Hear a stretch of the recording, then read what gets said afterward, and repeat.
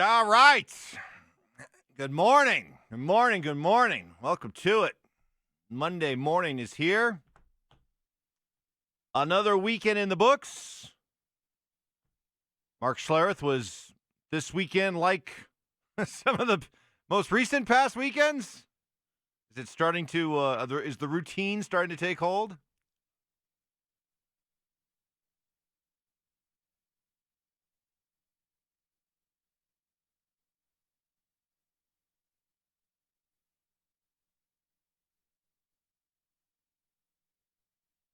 Good. Good. Getting a lot of walking in?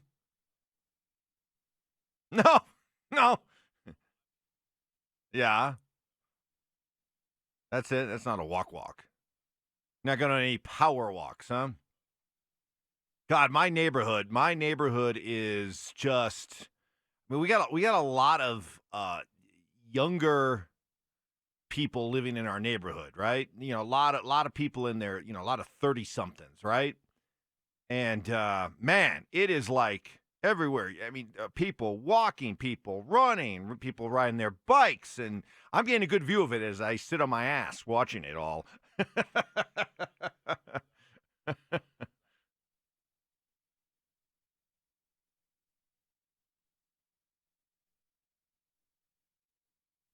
Yeah.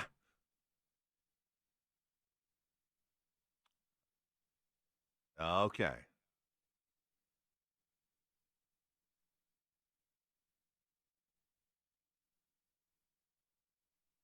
Yeah. Oh my! Oh, that escalated quickly. Whoa! Oh! Oh! No potential nightmares there at all. None at all. No childhood trauma down the road at all. Hey, let's play Hansel and Gretel.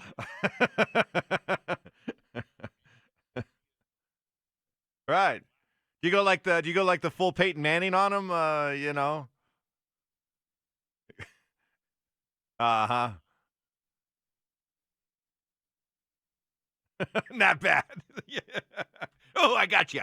Oh, yeah.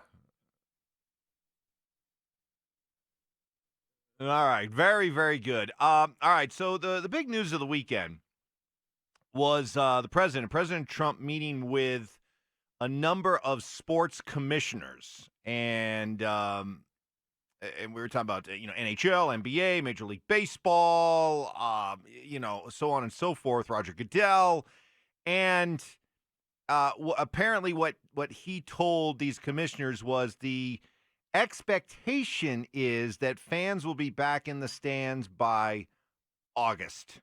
Do you think that's realistic? And what does that mean for the sports that are trying to, start up sooner rather than later? NBA, NHL, Major League Baseball.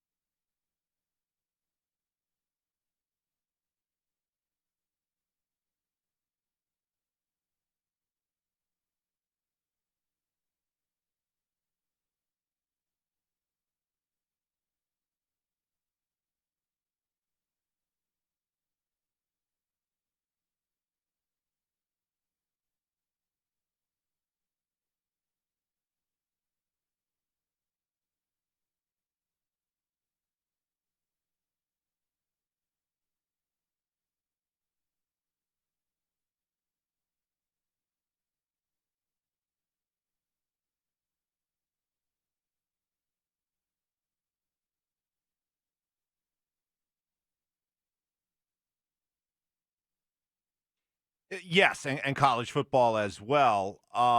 As far as okay, if we're looking all the way out to August, then that at least gives you some hope that if fans are in the stands by August, then they I would think that by the well, certainly by the beginning of July, that you'd at least be able to pick up sports again without fans. Right? I mean, isn't that kind of I mean, July is and I know that we by all accounts we haven't seen the worst of this yet. I totally understand that.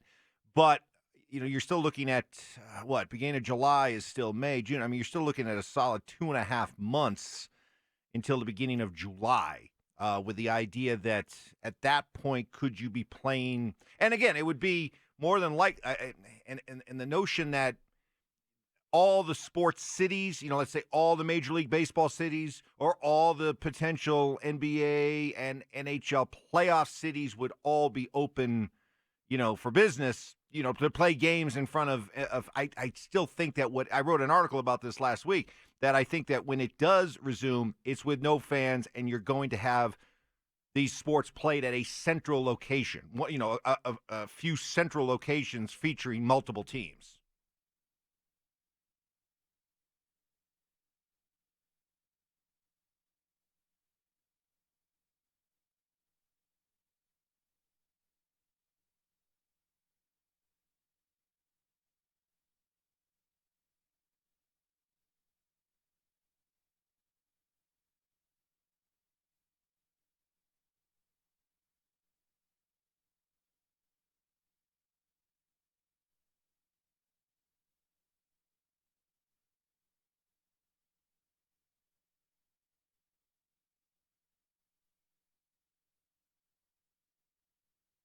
Right, right.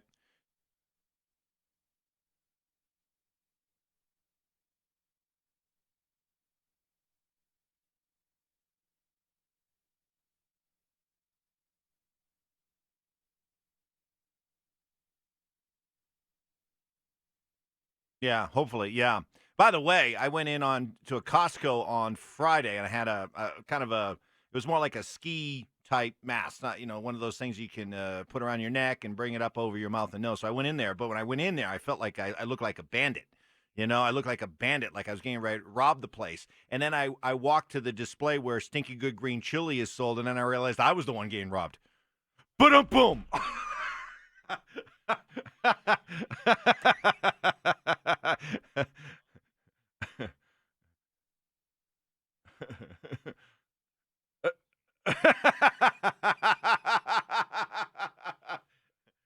uh, I'm sure internal security was alerted.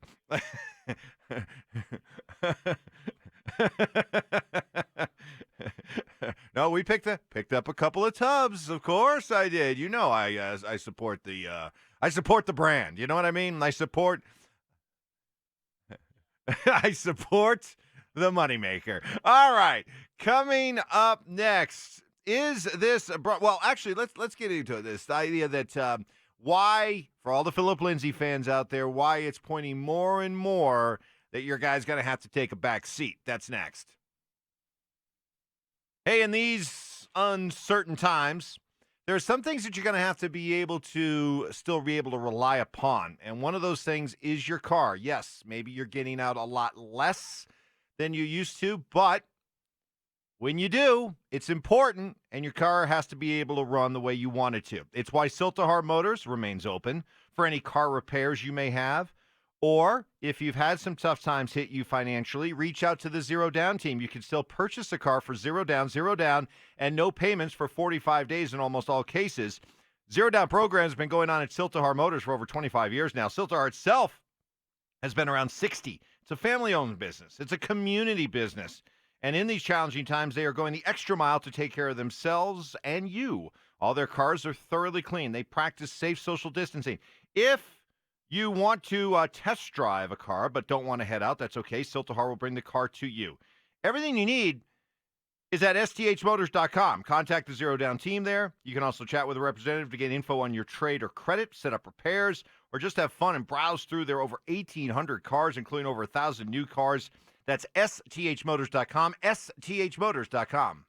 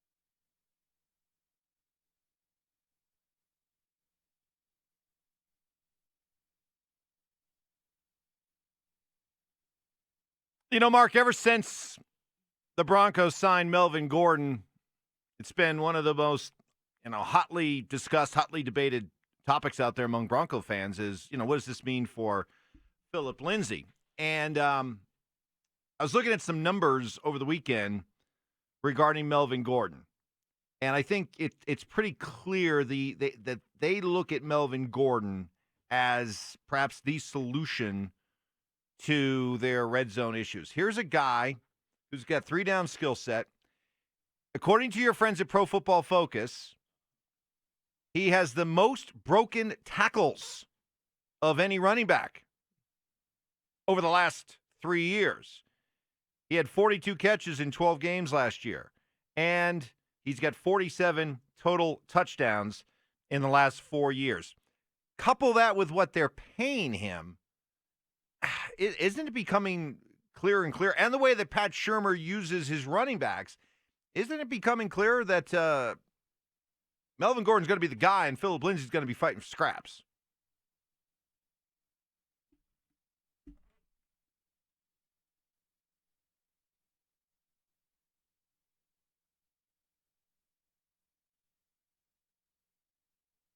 Oh, first time. And we got Benny back. Millennial Ben is back. Oh, I mean, no disrespect to, Millennial John or Richie or even DeHuff, who was, I don't think we had one soundbite while DeHuff was running the board.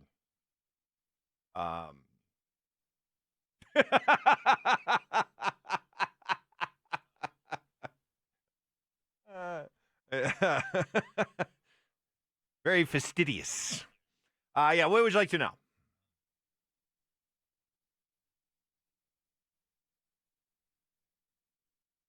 The number 2 running back. Well, all right, so you had, after Saquon Barkley rushing attempts, next was Daniel Jones, the quarterback, followed by Wayne. Actually, Jonathan. It was actually Jonathan Hilliman was the second running back used the most. So he had 29 carries. He had like 220.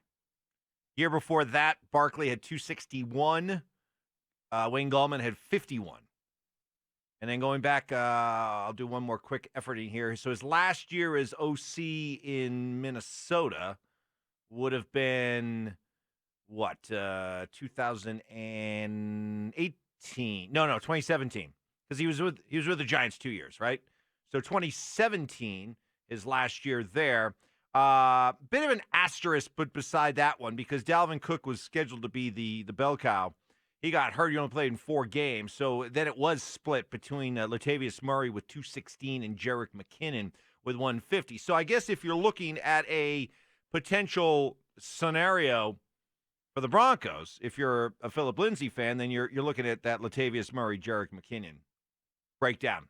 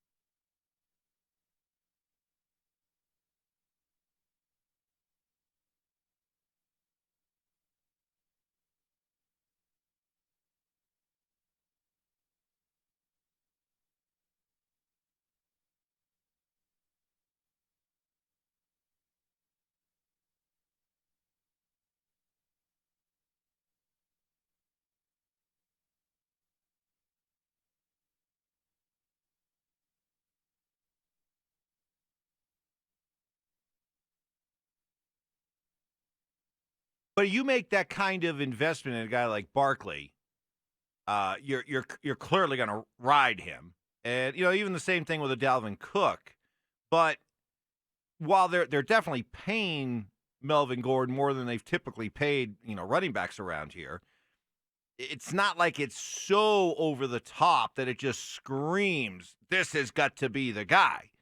You understand what I'm saying? It's not like they have, went out and drafted a running back in the top 5. It's not like they're, paying Melvin Gordon, Todd Gurley, Ezekiel Elliott type money. So it's not like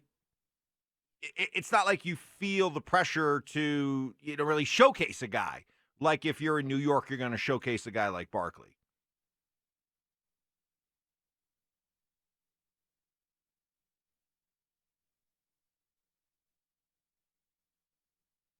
Yeah.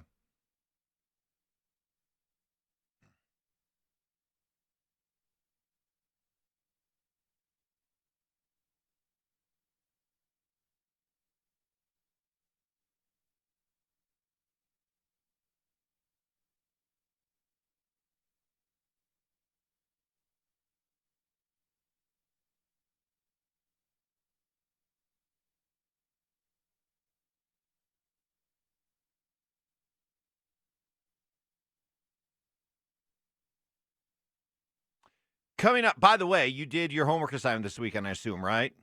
Good for you. Oh, look at you. Gold star for Mark Schlereth.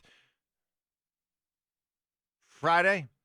Well, no, Friday. It was nice by Saturday, but Friday, yeah. Yes. I wasn't that cold. Wasn't that cold. I was out on Saturday. Got a lot done on Saturday. Oh, you're getting soft. Mm, chilly. Mm. You can always tell when people are getting affected by the cold when they start saying things like, it was chilly out. It was brisk. It was a bit raw. It's, oh, another drop. Wow. I think Millennial Ben in one segment just, I think, doubled everything we got from DeHuff. That's true. Well, when you're wearing the husky pants, you don't feel them as much. All right, here comes the morning brew, and boy, out of sight, out of mind when it comes to Derek Wolf's comments this weekend. Man, that's next. Hey, during these challenging times, you know what? Your home can be a very valuable asset. It's why I recommend you reach out, make the call, do it online, but reach out to Brent Ivinson at Ideal Home Loans. I've done a mortgage and a refinance with Brent. The most important thing I want to stress is how closely Brent will work with you. And when I say closely, I'm not talking about like right next to you during these separate social distancing times. However, when I talk about working close with you, I mean it in the figurative sense. The goal at Ideal Home Loans is, well, to find out what your goals are. And that means meeting with you, really getting to know you and what your goals are for what you're looking to do. Take advantage of these historically low rates without adding years back on your mortgage. With Ideal Home Loans custom term mortgage, you don't have to go back to a 30-year mortgage. If you currently have a 22-year mortgage, just finance those 22 years at today's current low rates. You can use the equity in your home to deal with a financial crunch you may find yourselves in. You can eliminate credit card debt. Hey, maybe when this is over, you want to jump into the house hunting market. Ideal Home Loans can get you pre-qualified. At Ideal Home Loans, first they listen, then they lend. Call 303-867-7000. That's 303-867-7000. Or apply online at idealhomeloans.com. That's idealhomeloans.com.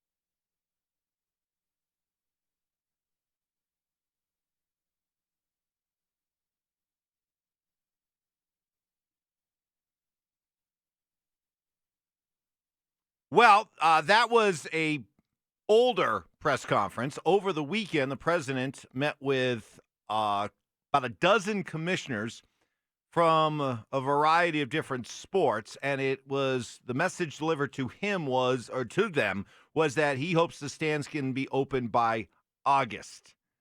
What was your reaction when you heard August as a possible startup time for fans in the stands?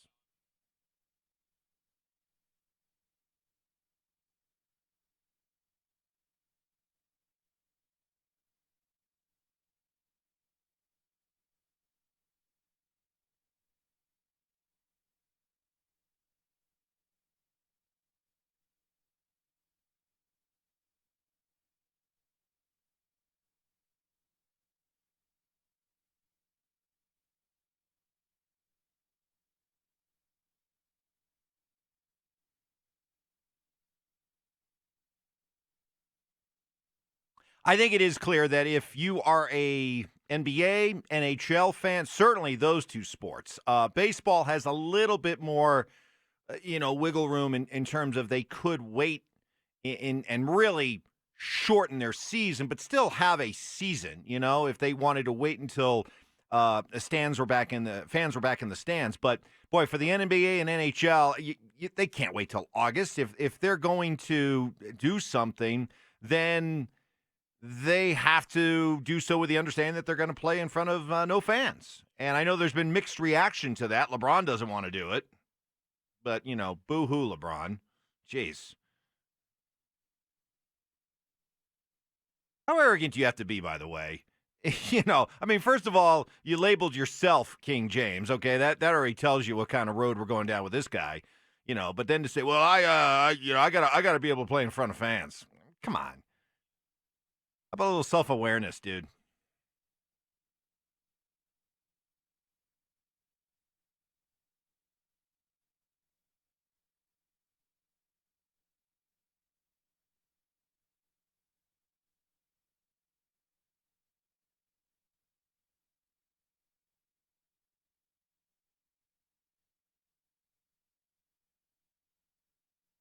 Absolutely. I'll take whatever I can get. Okay. Next on the Morning Brew.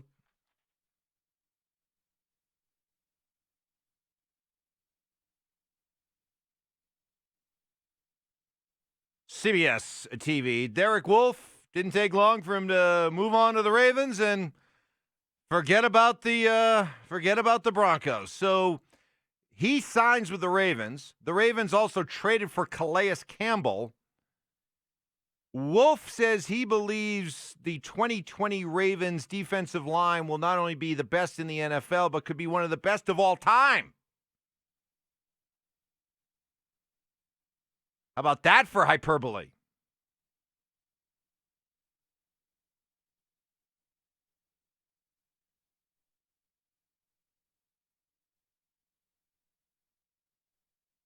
Yeah, but he's older.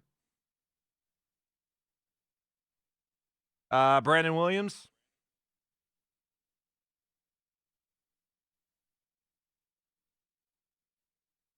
Yes, he did. Where did he go? Why do I want to say Seattle? Well, I'll look that up. But you know what? When you take about, and I'm not talking about long term, but if you're just talking about for 2020, I think I'd throw the Broncos defensive line up there with anybody's. No, yeah, Vaughn and Chubb, sure, yeah. Well, when I think of Von Miller and Bradley Chubb, I think of defensive ends more than I think of them as linebackers. Minnesota, by the way, for Pierce.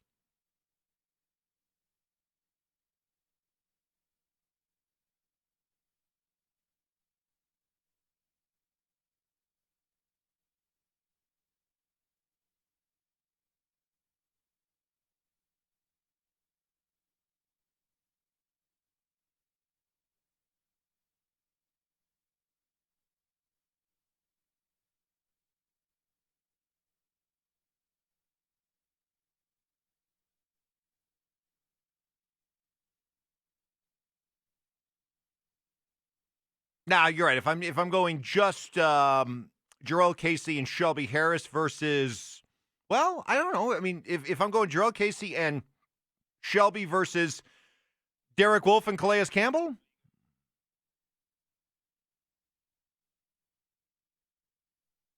Mike um, Mike Purcell versus Calais Campbell. All right, maybe slight edge to the Ravens there. All right, next to the morning brew.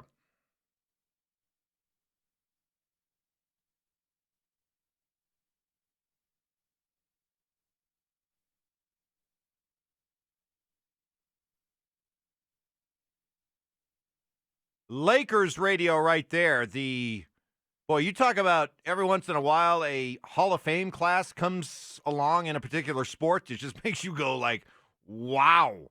How about this one? Voted in over the weekend, no surprise, Kobe Bryant, Tim Duncan, and Kevin Garnett. Scheduled to be inducted into the Basketball Hall of Fame in late August.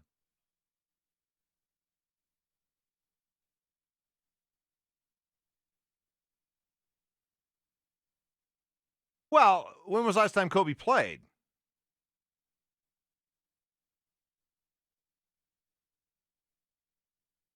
Yes, he finished his career, his last year in the NBA was, checking very quickly, 2015 2016 season. So I think they just have a smaller window waiting time, which makes complete sense. Why some of these sports, force you to wait, full 5 years.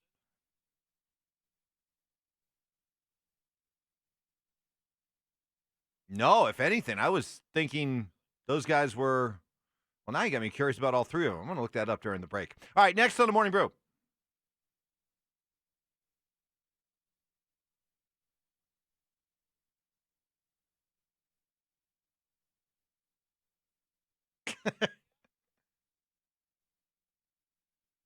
Astros radio. The greatest thing that we're missing out with sports being on lockdown is the chance to boo the Houston Astros and watch them get continuously dotted by pitchers. So Gaddis, who was with the Astros when they won the World Series, said over the weekend, quote, the players, the team and the players, quote, obviously cheated baseball and cheated fans. Everybody wants to be the best player in the bleeping world, man. And we cheated that for sure. And we obviously cheated baseball and cheated fans. Fans felt duped. I feel bad for fans. Well, hey, at least somebody connected with the Astros has come out and, been brutally honest and shown a little bit of contrition. Alex Bregman didn't. Nobody current Astros did. I haven't really heard many quotes from him. He looks sad. Yeah, look, I'm sad. Can you see it on my face? It bothers me.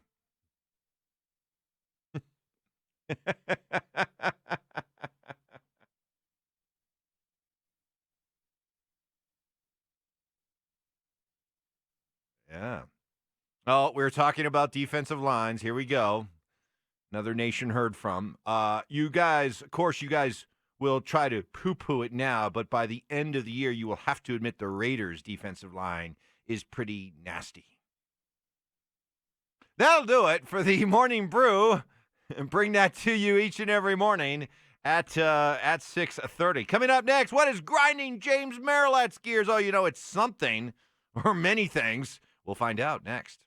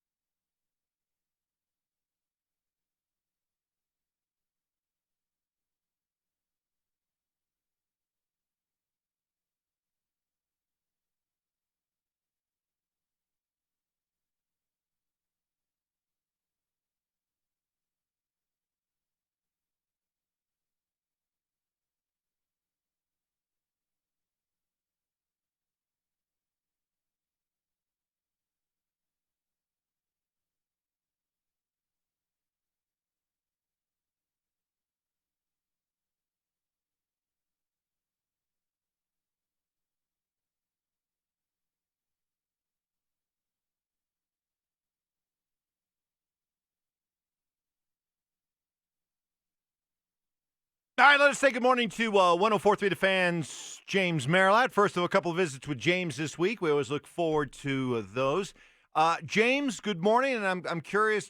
I thought the biggest story of the weekend was the president meeting with about a dozen different sports commissioners, and apparently what came out of that meeting was the belief that the stands could be full of fans again come August. Your reaction to that? Yeah, I'm with you. That was, we're all kind of looking for some good news, right, Mike? Something that's not numbers that are scary and that are kind of depressing. So, is sports the most important thing at the moment? No, but it certainly would be nice to see games being played and people in the stands and gathering and high-fiving and doing all the things that, make going to games and watching sports so much fun. So, yeah, that was a little bit of encouraging news. I think that some of the other leagues may come back before then doing adapted versions of how they normally go about their business, playing, NBA games in Vegas and playing in front of empty arenas and things like that. But, boy, to be back to normalcy of 75,000 people at Empower Field watching the Broncos on a nice Sunday afternoon in September, just thinking about that thought, and that, hey, that's still on the table was a bit of good news over the weekend, that's for sure.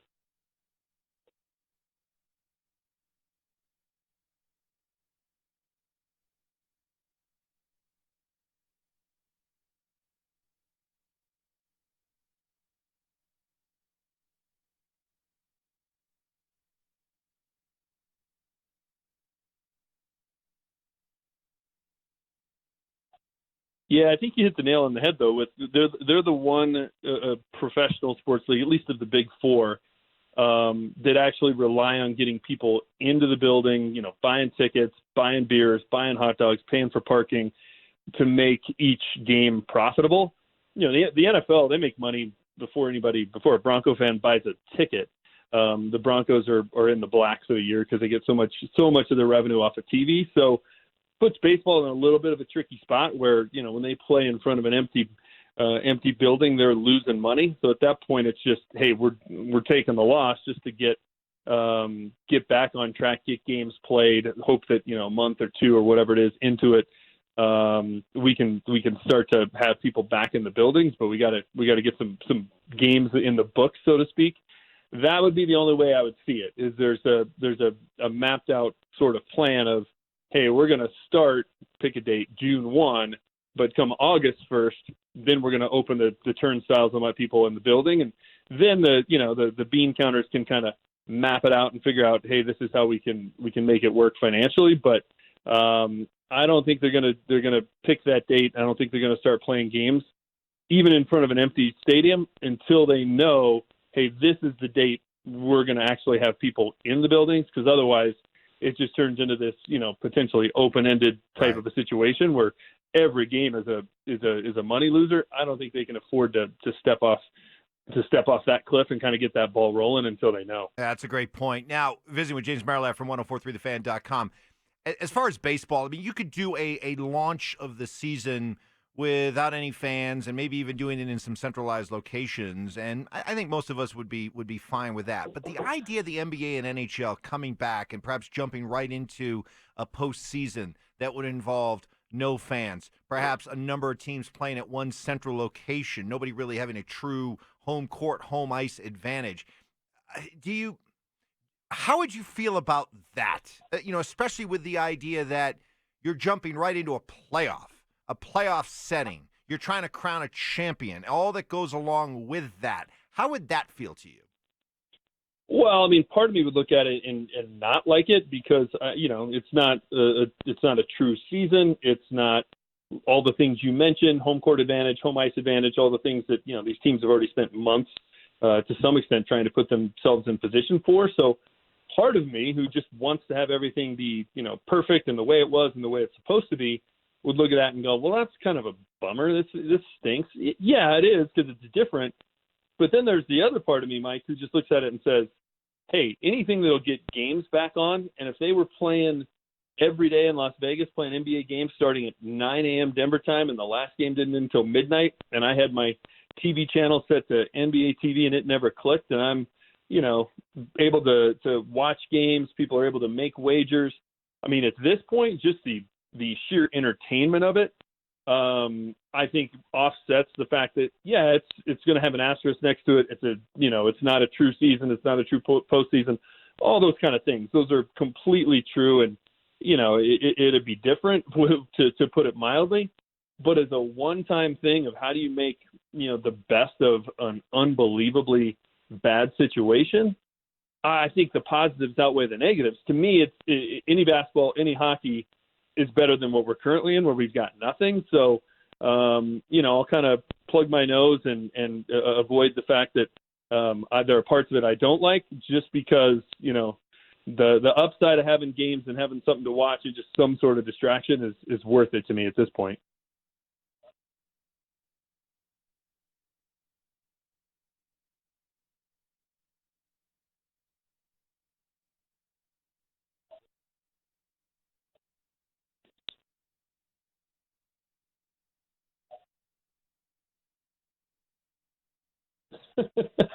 Right.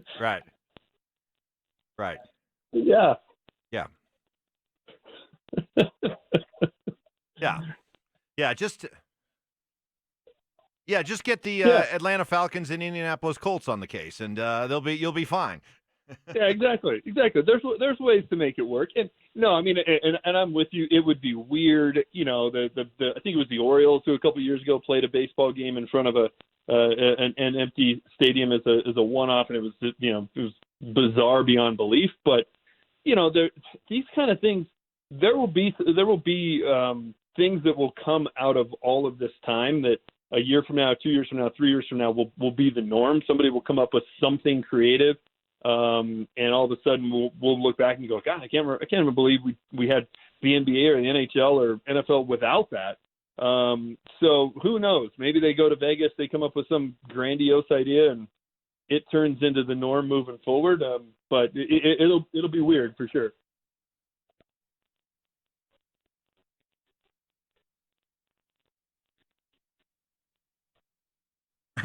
All right, good.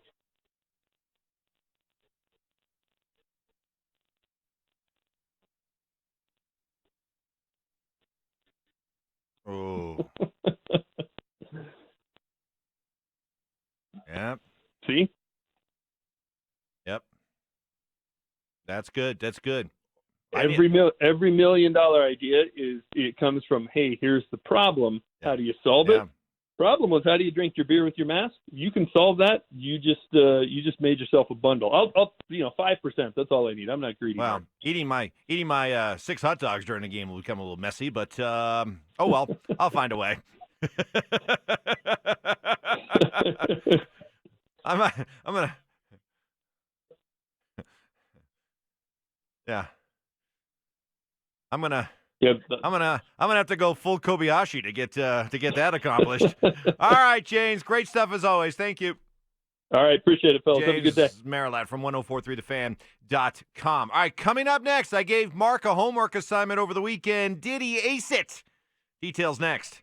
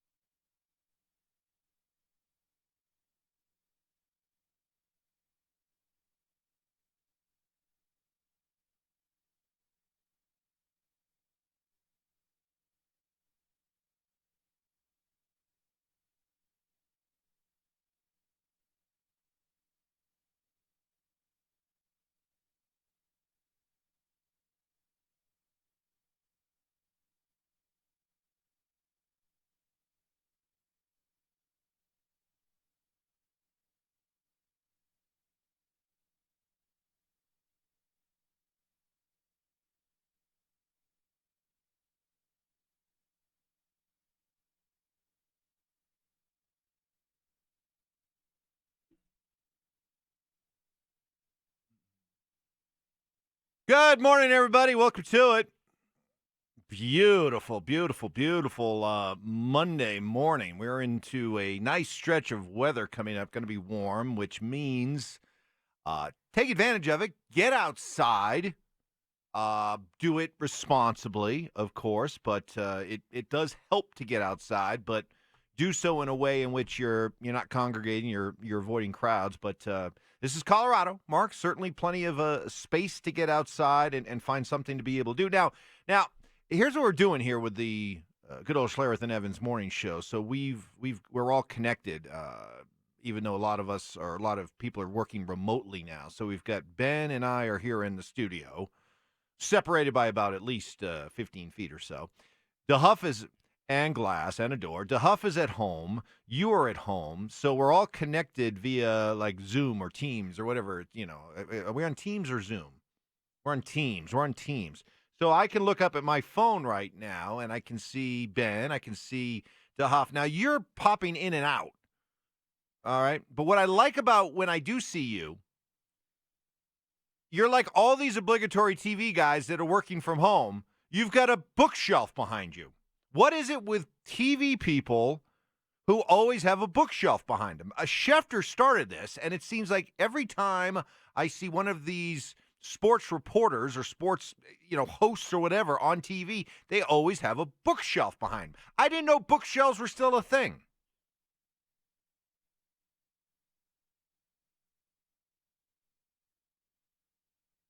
Ah. Gravitas. Right. Hmm.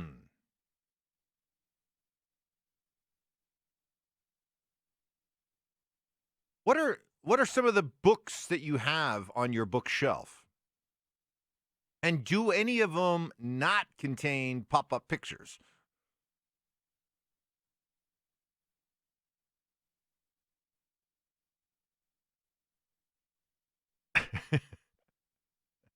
Aha. Okay, good, good, solid. But no Hemingway, no Vonnegut's, no. Oh, Dirk Pitt. Dirk Pitt. Okay, good, good.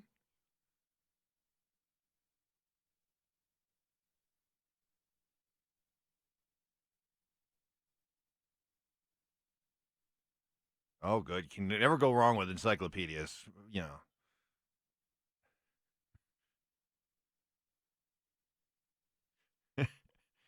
That's right. That's right. Let's pick up this Encyclopedia Britannica and learn about the bees today. Let's just go through and read it. All the bees. All right. Well, you have a very impressive looking study. So thank you for sharing that with all of us. I did give you a homework assignment over the weekend.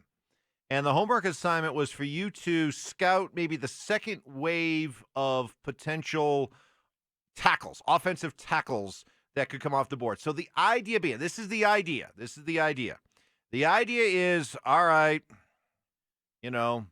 choke on it, deal with it, accept it. The Broncos are going to take a receiver at number 15. Ugh, ugh, ugh. I hate just saying it.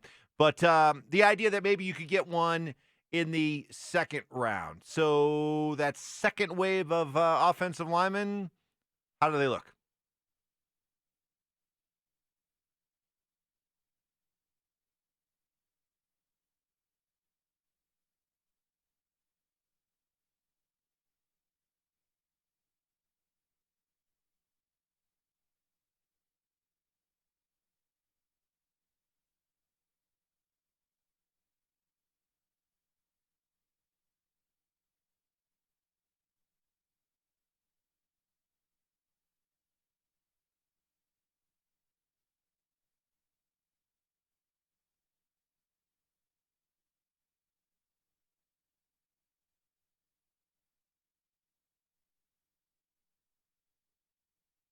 Yeah, how'd that go?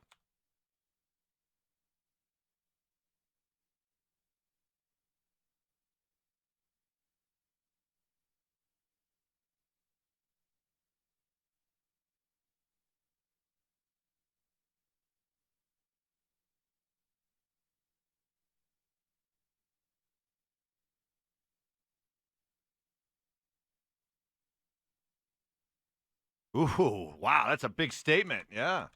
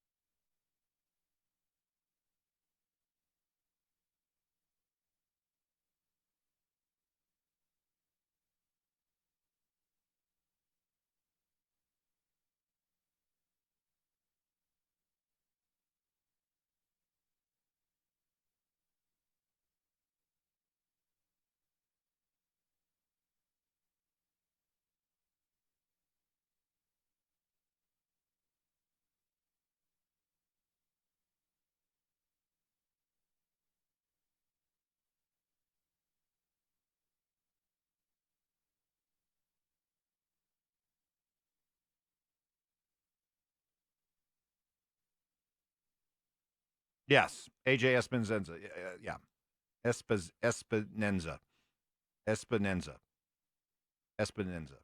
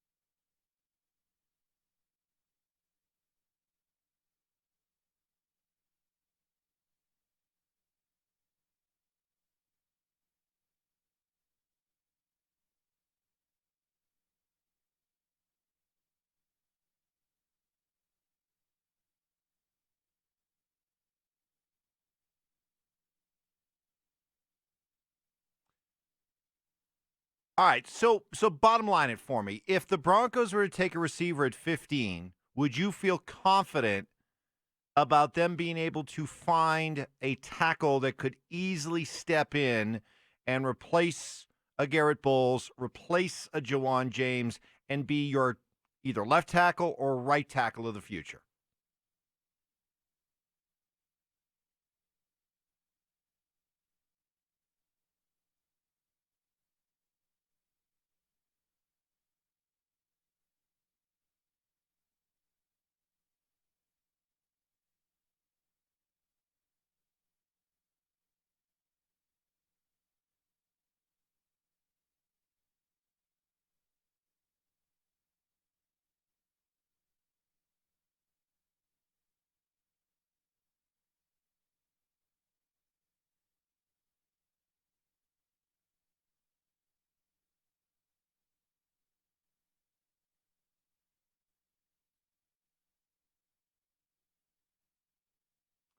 All right.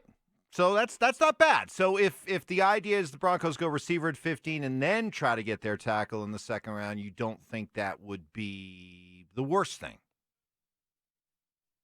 You still prefer them to do a tackle at 15, but it wouldn't be the worst thing if they went that way.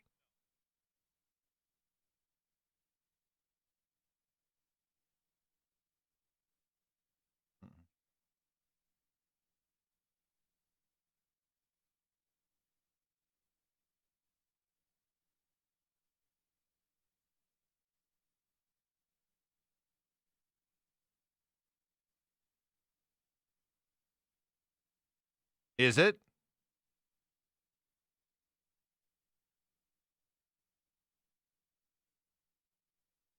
All right. Well, so real quick, the difference between Andrew Thomas. I'll tell you what. I want you to answer this on the other side because Andrew Thomas is clearly the guy you like the most of this tackle class, and it sounds like in that second wave, Ezra Cleveland is the guy you like best in that second wave. So I want to know coming up the difference between Andrew Thomas and Ezra Cleveland. Is it bigger? Is it less than, let's say, the difference between Henry Ruggs and the receiver that you're going to take in the second round? Mark will answer that coming up next.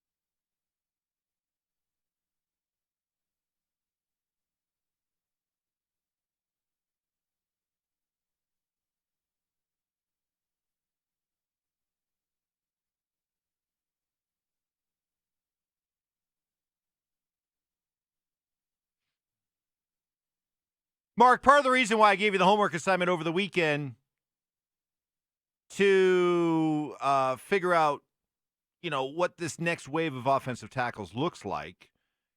Andrew, or rather, Austin Jackson from USC, Ezra Cleveland from Boise State, was the idea that part of the reason why I have been banging the drum to not take a receiver at 15 is because why in the world would you take a receiver at 15 when this is supposed to be one of the deepest receiver classes in recent memory, especially when the recent history of the NFL suggests you got a better chance of getting a Pro Bowl receiver in rounds 2 or 3 than you do in the first round.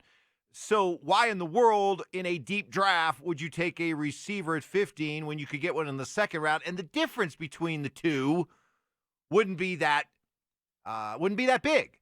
My question to you that I posed right before the break is, when you look at the difference between, let's say, for example, your top tackle on the board, I don't think I'm misspeaking, is Andrew Thomas from Georgia, correct?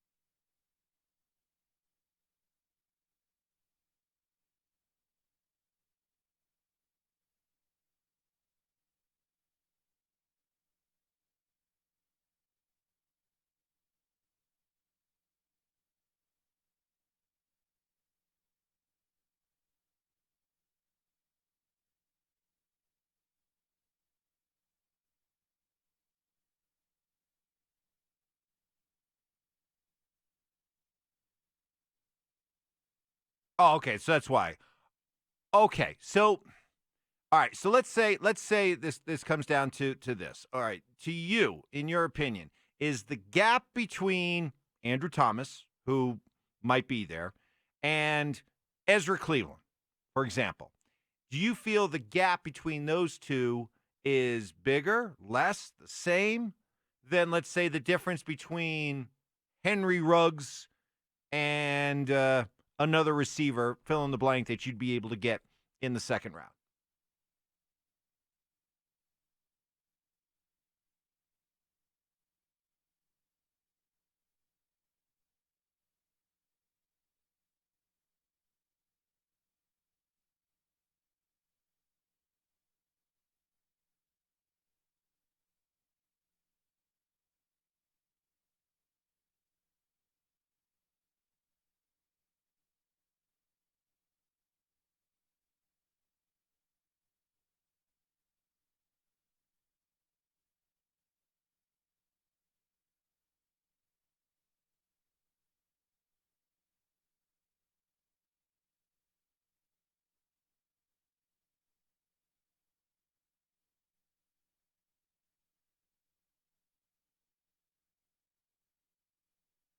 Well, LSU's loaded with talent. It didn't stop Justin Jefferson from putting up crazy numbers.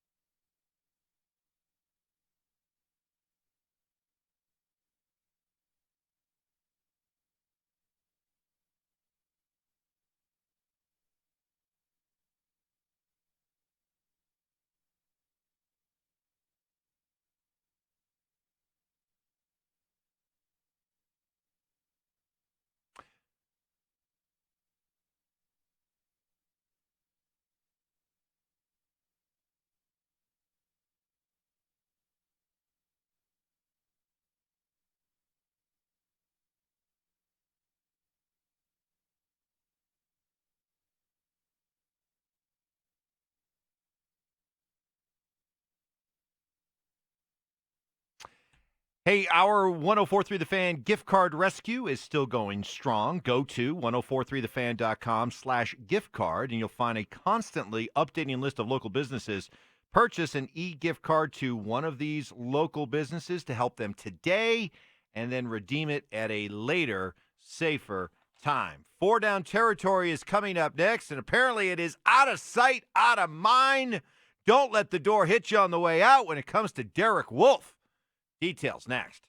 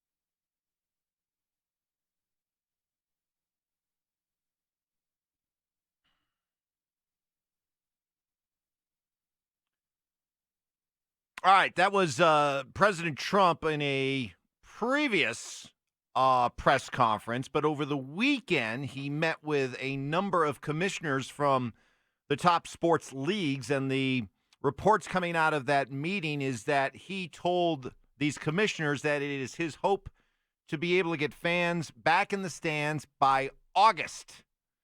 Do you think that's realistic? Now remember, it's his hope. He didn't say it's not definitive. It's a hope. You think it's realistic?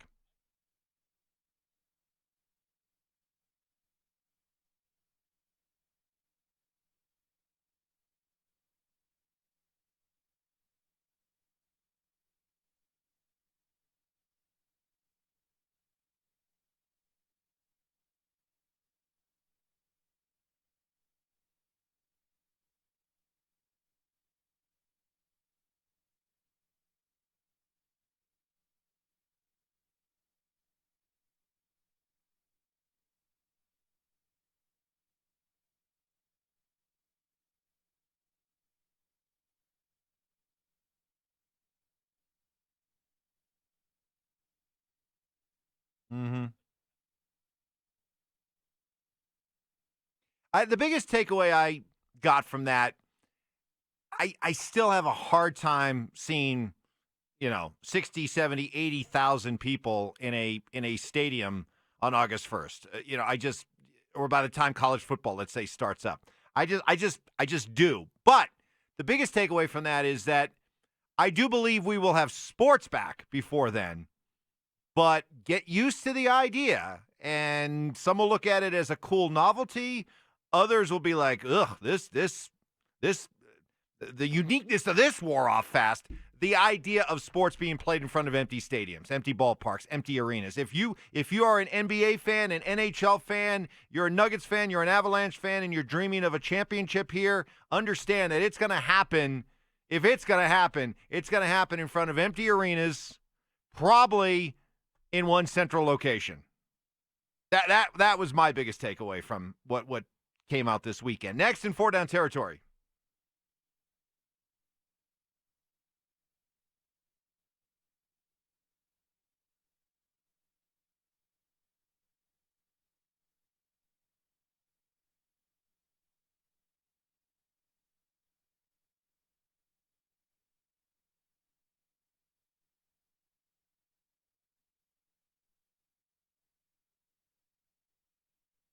Bill O'Brien of the Texans has been roasted for his DeAndre Hopkins deal.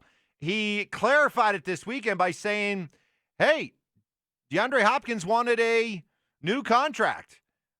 I didn't want to pay on that new contract, so I traded him, and that's what we got. Now, Mark, I know he's been ripped, and I think you can justify ripping him for what they got in return for Hopkins. But the idea of trading Hopkins, I actually agree with it. It's not like DeAndre Hopkins has lifted the Houston Texans to some, elite level. He's getting older, and you know how I feel. I think you kind of agree with me that it's a mistake to overinvest in wide receivers. So I think O'Brien did the right thing. Now, he should have got more in return for him, but I think he did the right thing.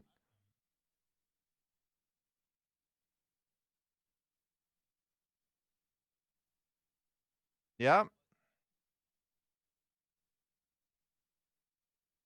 Yep.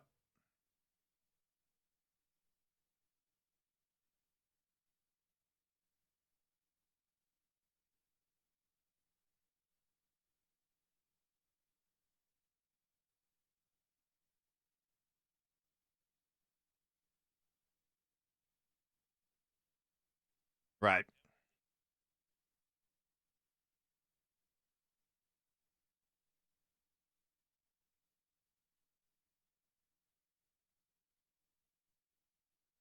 Okay. That's yeah, but it doesn't sound like Buffalo's going to have to rip up Stephon Diggs' contract. They're getting him on a very team-friendly contract. You trade for DeAndre Hopkins, it's with the idea you're gonna rip up. What has he got? 3 years left on his deal. You're gonna rip that up and give him a new deal. And so that automatically changes what you're going to be able to get in return. I mean, people are like, wow, the Broncos only gave up, a late round pick for Jarrell Casey. Well, yes, but you're also taking on his contract.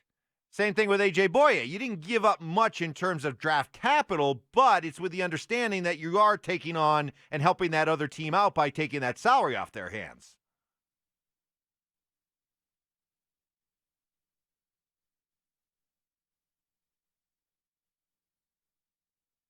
Well, no, he signed a new deal.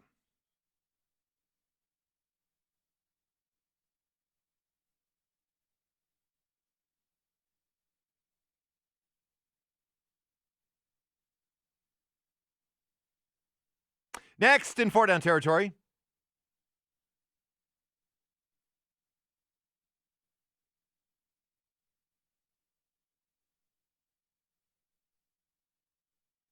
Derek Wolfe has clearly moved on. No more is he a Denver Bronco. He's full on board with what's going on with his new team, the Ravens. In a conference call on Friday, he said, quote, "We're going to have the best defensive line in the league for sure. We can break records." All right, a defensive line that includes Derek Wolfe, Calais Campbell, and Brandon Williams. Does he have a point?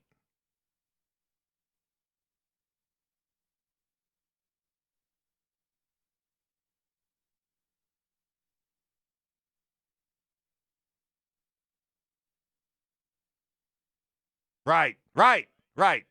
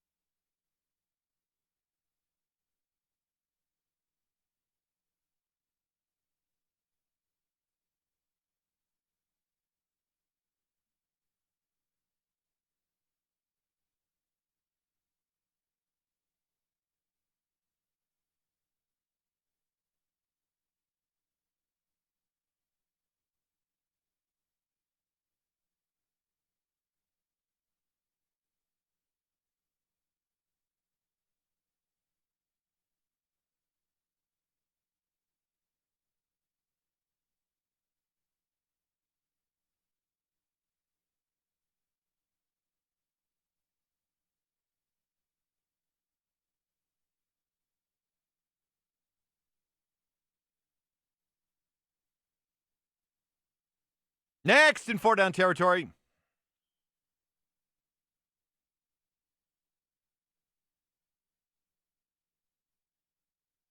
Oh, millennial. Oh, millennial Ben. Savage. Just savage. Could have come up with anybody. Savage. Okay. The NFL draft will be conducted from homes. Roger Goodell will be at home. John Elway will be at home conducting the draft. Now, there are all kinds of issues here in play, but what I want to know is, does it become important for guys like Elway to go above and beyond to, I don't know, redecorate, decorate, set up a certain, what's it called? Feng shui? What's it called? Is it what's it called? Millennial Ben, you know, what's it called? Feng shui, right? You want to create a certain atmosphere in your room. So is it incumbent upon John to really set up, his room so that when, the cameras are trained on, the Broncos pick, that, I mean, is this going to become a thing, that each team tries to outdo the other team with looking like, hey, look at our room. Look at my home. Look how I got it decked out for the NFL draft. Right. Yes, right. Right. Right. Right. See, if I'm right, sleeves are rolled up, Sleeves have got to be rolled up. Kind of draped over the back of the chair, right? Yep. I need to see like clearly Chinese food boxes that have been, opened, and clearly half eaten. Okay. I mean, that's clearly signs that work is getting done. All right. Oh, here. Okay, here's what we're going to do. We're going to throw it out to our listeners because our listeners are very creative, all right? So as John Elway sets up his draft war room, all right, what needs to be in it? So that when the cameras go on to the Broncos, what is in, if the draft is going to be conducted from home, what needs to be in John Elway's draft war room? Okay? Go. There's your assignment, texters. 303-713-1043. You may. There you go.